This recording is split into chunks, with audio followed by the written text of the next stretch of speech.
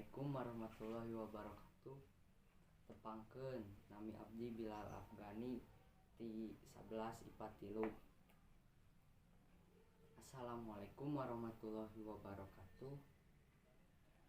Langkung ti payun hayu urang panyatkeun puji sinareng syukur ka Allah Subhanahu wa taala anu masihan hidayah sareng kasehatan ka urang sadaya.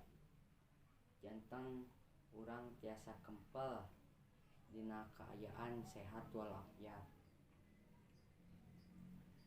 Para wargi sakalian anu dipikah hormat ku simkuring, dina waktos ieu abdi bade nerangkeun pentingna ngajaga diri dina hirup sehat. Lumana urang sadaya kedah ngajaga lingkungan urang sareng awak nyalira.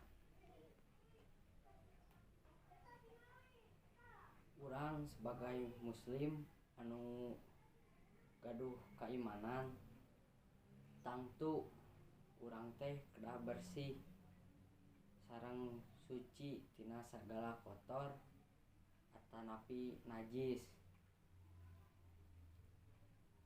Allah Subhanahu wa taala mah resep kanu hambana anu merhatikeun jeung ngajaga kabersihan.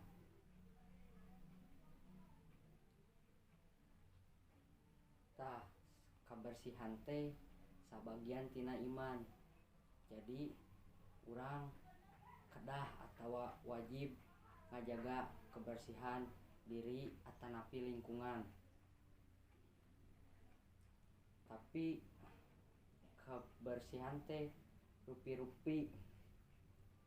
Aya nu disebut kebersihan hate, kebersihan jiwa, kebersihan raga, sareng kebersihan rohani.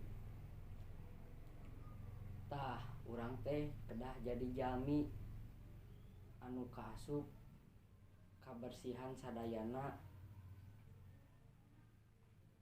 Jadi Allah mah resep kanu hambana anu bersih, boh bersih hate, bersih jiwa, bersih raga, sareng bersih rohani. Jadi urang intina mah kedah ngajaga kebersihan. Mung sakitu ti abdi hatur nuhun. Wassalamualaikum warahmatullahi wabarakatuh.